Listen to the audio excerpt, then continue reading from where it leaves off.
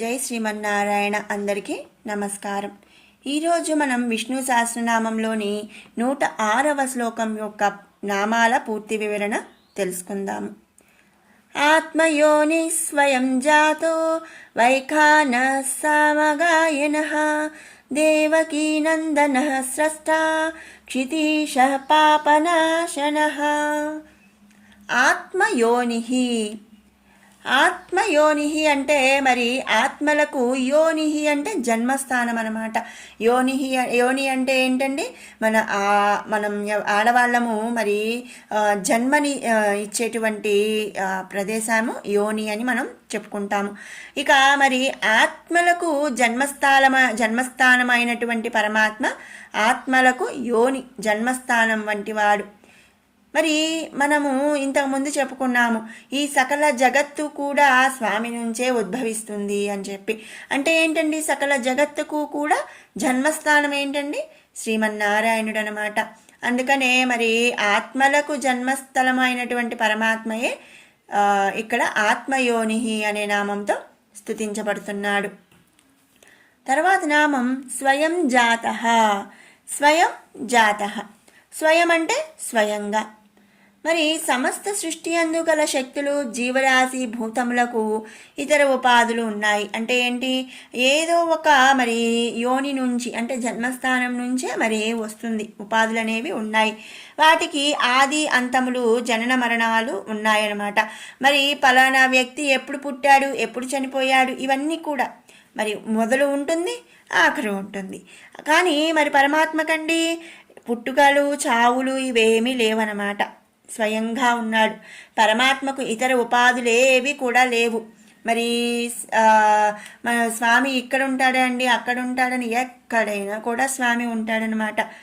లోకరక్షణార్థం, ధర్మ సంస్థాపన కోసం తనకు తానుగా అవతరించే శక్తి సంపన్నుడు శ్రీమన్నారాయణుడు. జాతః అంటే ఏంటండి, అవతరించేవాడు, ఉద్భవించేవాడు, పుట్టేవాడు. మనం స్వయం జాతః అంటే తనకు తానుగా పుడతాడండి. అంతేకాని తనకు ఆది అంతము ఏమీ లేదు, అలాగే పుట్టుక మరణము ఏమీ లేదు. ఎల్లవేళలా కూడా సృష్టికి ముందు, సృష్టి లయమైపోయిన తర్వాత, సృష్టి అనంతరం కూడా ఉండేటువంటి వాడు ఎవరండి, కేవలం శ్రీమన్నారాయణుడు అనమాట.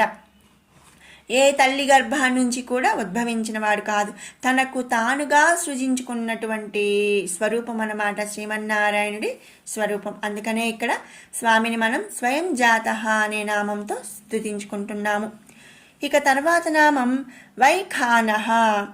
సకల జీవులు మాయచేత మోహింపబడి సంసారమను భవబంధములతో కట్టివేయబడి ఈ కామ, క్రోధ, మధమాత్సర్యముల చేతను, సత్యతమో రజోగుణముల చేత వారి ఆత్మ కప్పివేయబడుతుందన్నమాట. అంటే ఏంటి, ఇక్కడ మరి మాయ, ఇదంతా కూడా స్వామి యొక్క సృష్టి ఒక మాయ అండి. తన ఒక ఆట స్థలం అని చెప్పుకోవచ్చు. ఈ ఆట స్థలంలో స్వామి ఏం చేస్తాడు, తన మాయ చేత అన్ని సకల జీవులను కూడా కప్పివేస్తాడు. అప్పుడు మనం ఏం చేస్తామండి, మనం ఆత్మే పరమాత్మ, మనలో ఉన్నది మన ఆత్మ ఏంటండి, పరమాత్మే. అయితే ఆ ఒక్క సన్న నూలు పోగంత డిఫరెన్స్ అండి, ఆత్మకి పరమాత్మకి మధ్యలో ఒక నూలు పోగంత డిఫరెన్స్ అనేది, ఒక గోడ అనేది ఉంటుందన్నమాట. ఎప్పుడైతే మనం ఆత్మే పరమాత్మ అని మనం తెలుసుకోగలుగుతామో ఇక మనకి మోక్షం కలిగినట్టే. ఆ రహస్యం అనేది మనం తెలుసుకోలేకపోతున్నాం. ఒకవేళ తెలిసినా, ఇప్పుడు నేను చెప్తున్నానండి, మరి వింటున్నాం, నిజమే కదా, మరి ఈ శరీరము క్షీణించినప్పుడు ఈ శరీరంలోని ఆత్మకు చావు లేదు. ఈ ఆత్మ వెళ్ళిపోయి ఇప్పుడు మరి పలానా ఇప్పుడు నా దాంట్లో ఉంది, మరి నా శరీరం క్షీణించిపోయిన తర్వాత మరి ఇంకొకరిలోకి వెళ్తుంది. అప్పుడు ఆ ఆత్మకు మరి ఇంకొకరి రూపురేఖలు ఇవన్నీ ఉంటాయి. అయితే మరి ఆత్మ ఒకటేనండి, ఒక బిందు రూపమే. కానీ మన శరీరాన్ని బట్టి ఆ పేర్లు అనేవి మారిపోతూ ఉంటాయి. మరి ఇవన్నీ కూడా నాకు తెలుసు.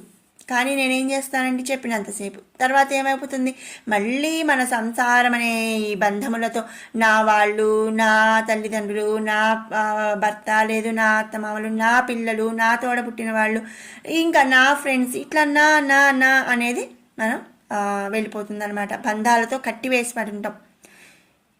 ఇంకా మన కామ క్రోధ మద మాత్సర్యాలు.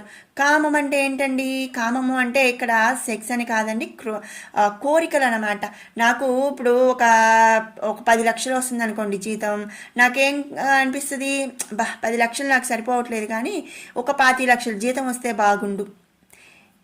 ఇలా మరి కోరికలు అనేవి, వీటిని కామము అంటారు. ఇక క్రోధము అంటే కోపం. ఎవరైనా ఏమన్నా అన్నారనుకోండి, వెంటనే మనకి వచ్చేసేది ఏంటండి, ఊరికే వచ్చేస్తుంది అనమాట. ఏంటి? కోపం. నన్ను ఎందుకు అనాలి అనే ఒక రకమైనటువంటి క్రోధం అనేది మనకు వస్తుంది. అలాగే మధమాత్సర్యములు ఏంటి? ఇప్పుడు అహంకారం ఉంటుంది. ఏంటంటే నాకు వాళ్ళు చెప్పేది ఏమిటి, లేకపోతే వాళ్ళు నా ముందు ఎంత, మరి వాళ్ళెవరు నాకు చెప్పడానికి, ఇలాంటివన్నీ కూడా అహంకారం. నేను బాగా ఉన్నవాడిని, లేదా నేను అన్నీ తెలిసిన వాడిని, ఇలాంటి అహంకారం అనే మదం అనేది వస్తుందన్నమాట. ఇక మాత్సర్యములు అంటే మరి ప్రేమలని చెప్పచ్చు. వీటన్నిటి ద్వారా కూడా మన ఒక మాయ అనేది మనల్ని మోహించేస్తుంది. అంతేకాకుండా మరి సత్యతమో రజోగుణముల చేత వారి ఆత్మ కప్పివేయబడి ఉంటుందన్నమాట. సత్య తమో రజగుణములు అంటే ఏంటంటే మరి ఇవే కామక్రోధము, ఇవన్నిటినీ కలిపి మరి ఒక్కొక్క అంటే సాఫ్ట్గా, సత్య అంటే మరి సాఫ్ట్గా ఉంటారు. అలాగే తమో రజోగుణాలంటే కొంచెం యుద్ధ గుణము కానీ వీటన్నిటిని కూడా మరి సత్య తమో రజోగుణాలు ఉంటాయి. వీటి ద్వారా ఏమవుతుందండి? కప్పివేయబడి ఉంటుందన్నమాట మన ఆత్మ అనేది. అదొక మాయ పొర అన్నమాట. ఆ మరి పర అంటే తనది, నాది. అపర తనది కానిది. ఈ భేదం, మరి ఆ భేద భావమును కలిగి ఉండి భయముల చేత, రోగముల చేత మిక్కిలి దుఃఖమును పొందుతున్నారనమాట మన సకల జీవులు కూడా. అంతే కదా, నాది వాళ్ళది, ఇప్పుడు ఇలా డిఫరెన్స్ అనేది మనం చూస్తూ ఉంటాము. ఇక అటువంటి వారి అందు ఉన్నటువంటి సకల దుఃఖములను కూడా తొలగించినటువంటి సర్వశక్తి సంపన్నుడు ఎవరండి? మన శ్రీమన్నారాయణుడు అనమాట. మరి అది ఎలా వస్తుంది? శ్రీ మహావిష్ణువును ఆరాధించుట చేత ఏమవుతుందంటే ఆ మాయాబంధములను వీడి సకల దుఃఖములు కూడా హరించుకుపోతాయి. మరి దుఃఖాలు ఎందుకు వస్తాయండి? ఇప్పుడు నాకు 1 కోటి రూపాయలు ఉందనుకోండి, ఆ 1 కోటి రూపాయలు ఎట్లా కాపాడుకోవాలి అనేది ఒక భయం అనేది వచ్చేస్తుంది అనమాట. అలాగే మరి ఇంకా ఇంకా మరి ఏం చెప్పుకోవచ్చు అంటే, నా వాళ్ళు నాకు అమ్మో దెబ్బ తగిలింది, నాకు మళ్ళీ మరణం వస్తే నేను చచ్చిపోతే ఎట్లా, ఇట్లాంటి కొన్ని మాయా పొరలు అనేవి మన మీద, మన ఆత్మ మీద కప్పేసి ఉంటారనమాట. ఇవన్నీ కూడా మనం ఎప్పుడైతే వదిలించుకోగలుగుతామో అప్పుడే మరి ఆ సకల దుఃఖములు హరించిపోతాయన్నమాట. అవి ఎలా జరుగుతాయండి? ఈ మాయాబంధాలన్నీ కూడా మనం ఎప్పుడు వీడగలుగుతాము? శ్రీ మహావిష్ణువుని ఆరాధించినప్పుడే మరి మనకి ఇవన్నీ కూడా జరుగుతాయి అన్నమాట. అలాంటి మరి సకల దుఃఖములు కూడా హరించుకుపోతాయి కాబట్టి స్వామిని ఇక్కడ వైఖానహ అనే నామంతో స్తుతించుకుంటున్నాము. తర్వాత నామం సామగాయన. గాయన అంటే ఏంటండి? మరి బోధించటం, గానము చేయటం, పాడటం, ఇవి అన్నమాట. సామ అంటే సామవేదము. సామవేదము సంగీత సాహిత్యాది కళల అందు కూడా ఉన్నటువంటి ధర్మములను బోధిస్తుంది. అటువంటి వేదమును గానము చేయువాడనమాట. స్తోత్ర పఠన శ్రవణముల చేత ఆరాధింపదగినవాడు. స్తోత్ర అంటే స్తోత్రములు, పఠన అంటే చదవటం, శ్రవణ అంటే వినటం.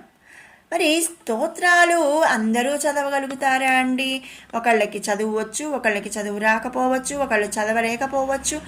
అయితే ఇక్కడ స్తోత్రాలు పఠనము చేయటం ద్వారా, అలాగే వినడము ద్వారా ఏ విధంగా అయినా సరే ఆరాధింపతగిన వాడు శ్రీమన్నారాయణుడు. ఈ 3 విధముల భగవంతుడిని ఆరాధించు భక్తులకు సకల మంగళములను కలిగిస్తాడనమాట. అంటే ఏంటి? నేను చదవగలుగుతానండి, నేను చదివి స్వామిని ఆరాధిస్తాను. ఇంకొకళ్ళు చదవలేరు, వాళ్ళు ఏం చేస్తారండి? వినటం ద్వారా స్వామిని ఆరాధిస్తారు. ఈ విధంగా మరి స్తోత్ర పఠన శ్రవణముల చేత ఆరాధింపదగినవాడు కాబట్టి స్వామిని సామగాయన అనే నామంతో మనం ఇక్కడ స్తుతించుకుంటున్నాము. తర్వాత నామం దేవకీ నందన. ఇక్కడ మనం నామంలోనే అర్థమైపోతుంది. దేవకీ నందుడు ఎవరండి? దేవకీ నందన ఎవరండి? శ్రీకృష్ణ పరమాత్ముడు. దేవకి అంటే ఎవరండి? శ్రీకృష్ణ పరమాత్ముని యొక్క తల్లి అన్నమాట. నందుడు అంటే మరి తండ్రి గారు. శ్రీ మహావిష్ణువు యొక్క దశావతారములందు ఒక అవతారమే ఈ దేవకి యొక్క అష్టమ గర్భమునందు లోక కళ్యాణార్థము అవతరించినటువంటి శ్రీకృష్ణ అవతారం. మరి ఈ శ్రీకృష్ణ అవతారంలో పూతనాది రాక్షసులను సంహరించి లోకధర్మమును గావించినటువంటి వాడు శ్రీకృష్ణ పరమాత్మ అన్నమాట. మరి 6 నెలలు చిన్న బాలుడి దగ్గర నుంచే స్వామివారు మరి ఎంతోమంది రాక్షసులను, పూతన అనేది ఒక రాక్షసుడి పేరేనండి, ఇంకా చాలామంది రాక్షసులను స్వామి సంహరించాడండి. మరి దేనికి వాళ్ళకి ఏమైనా పగలున్నాయా, మరి కొట్లాటలున్నాయా అంటే ఏం లేవు. లోకధర్మమును గావించడానికి, లోకధర్మమును మరి రక్షించడానికి స్వామి ఆ రాక్షసులను సంహరించాడనమాట.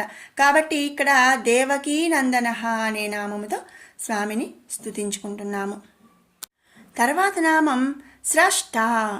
స్రష్ట అంటే మరి సృష్టించడం అన్నమాట. సకల లోకములను కూడా సృష్టించినటువంటి వాడు పరమాత్మ స్వరూపుడు. తన ఇచ్ఛాశక్తి చేత ఈ అఖిలాండ కోటి బ్రహ్మాండములను కూడా సృజించినటువంటి వాడనమాట. ఇచ్ఛాశక్తి అంటే కోరిక. ఆ కోరిక అనే ఒక దాని ద్వారా స్వామి ఏం చేశాడండి? సకల సృష్టిని కూడా సృష్టించాడనమాట. అఖిలాండ కోటి బ్రహ్మాండము అంటారు. దీన్ని సృష్టించినటువంటి వాడు కాబట్టి స్వామిని స్రష్ట అంటే సృష్టించినటువంటి వాడు, సృష్టికర్త అని చెప్పి అర్థం. అందుకనే స్వామిని మనం ఇక్కడ స్రష్ట అనే నామముతో స్తుతించుకుంటున్నాము. తర్వాత నామం క్షితీశ. క్షితీశ భూమికి దుష్టభారం పెరిగినప్పుడల్లా కూడా ఒక అవతారమును దాల్చి దుష్ట శిక్షణ చేసి భూభారం తగ్గించుటచే ఈ భూమికి ప్రభువయ్యాడు. క్షితి అంటే భూమి అనమాట. ఈశ అంటే ఈశుడు అంటే మరి ఈశ అంటే పరమేశ్వరుడు అని కాదండి ఇక్కడ అర్థం. ఈశ అంటే ప్రభువు అన్నమాట. మరి భూమి యొక్క దుష్టులను చంపి దుష్టభారం తగ్గించాడు కాబట్టి, భూభారం తగ్గించాడు కాబట్టి భూమికి ప్రభువయ్యాడు. అందుకనే స్వామిని ఇక్కడ క్షితీశ అనే నామంతో స్తుతించుకుంటున్నాం అన్నమాట. తర్వాత నామం పాపనాశన. నాశన అంటే నశింపజేసేవాడు, నాశనం చేసేవాడు. పాప అంటే పాపాలు. ఈ మన సకల పాపములను కూడా నశింపచేయనటువంటి వాడెవరండి? శ్రీమన్నారాయణుడు అనమాట. పరమాత్మ స్వరూపుడైనటువంటి శ్రీ మహావిష్ణువే లోక కళ్యాణం కోసం మరి దశావతారాలు ధరించాడు.